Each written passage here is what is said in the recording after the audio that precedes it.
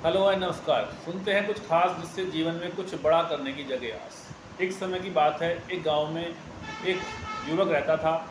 एक दिन उसने जिज्ञासावश जीवन का मूल्य समझने हेतु एक प्रश्न अपने गुरुजी से किया कि गुरुजी, जीवन का मूल्य क्या है।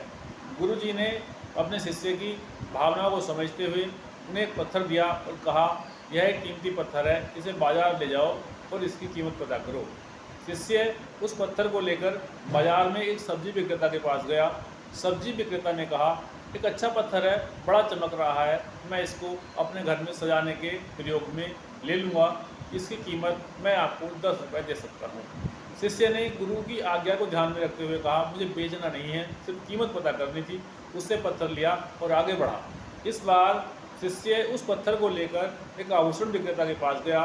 आभूषण विक्रेता ने उस पत्थर को ध्यान से देखा और कहा, कोई कीमती पत्थर लगता है, मैं इसको 10,000 रुपये में आपसे खरीद सकता हूँ, बताओ कितने में दोगे।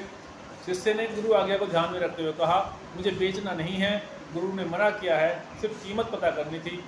पत्थर शिष्य ने लिया और आगे बढ़ा। इस बार पत्थर को लेकर के वह एक जौहरी रतन व्यापारी के पास गया। रतन व्यापारी ने जौहरी ने पत्थर को ध्यान से देखा तो उसकी आंखें चमक उठी। उसने कहा, ये तो एक बेशकीमती हीरा है, मैं इस पत्थर को आपसे 10 लाख रुपए में खरीद सकता हूँ, बताओ कितने में दोगे। शिष्य ने कहा, नहीं, मुझे बेचना नहीं, गुरु की आज्ञा है, मुझे बेचना नहीं है। शिष्य ने पत्थर लिया और वापस गुरु के पास में आया और बाजार में घटित घटनाओं के बारे में क्रम से गुरु जी को बताया।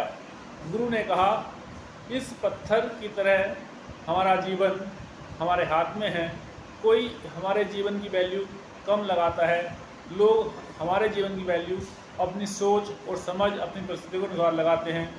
हमारे इस जीवन को हर कोई अपने अपने दृष्टिकोण से अलग अलग आंकेगा। जिस तरह से पत्थर की कीमत सभी ने अलग अलग लगाई।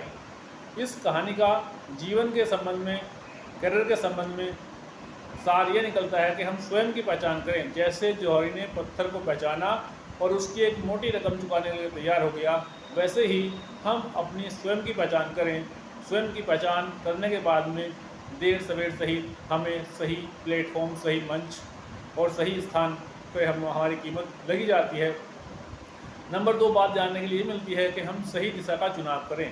एक पत्थर बेच को सिर्फ एक सजावटी वस्तु समझ रहा था, जबकि जौहरी उसकी असली कीमत जानता था। अगर हम अपने कौशल का सही जगह पर उपयोग करेंगे तो हम अपनी क्षमताओं को अच्छे से प्रदर्शित कर सकते हैं। नंबर 3 बात ये समझने के लिए मिलती है कि हम समय और धैर्य, जिस तरह से लड़के ने पत्थर को बेचा नहीं, उसके मूल्य को समझने का प्रयास किया, उसी तरह से जल्दबाजी में किए गए निर्णय हमारे कौशल और अवसरों को कम कर सकते हैं।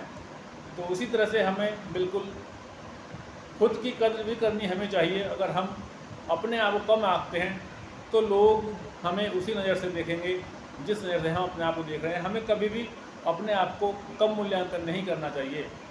सार संक्षेप यह है कि कहानी में सफलता का रास्ता तभी बनता है जब हम अपने मूल्य को बचाने, सही दिशा चुनें, समय की कद्र करें और खुद की कद्र करें। तब हमें भविष्य में अच्छे से परिणाम मिलने वाले हैं।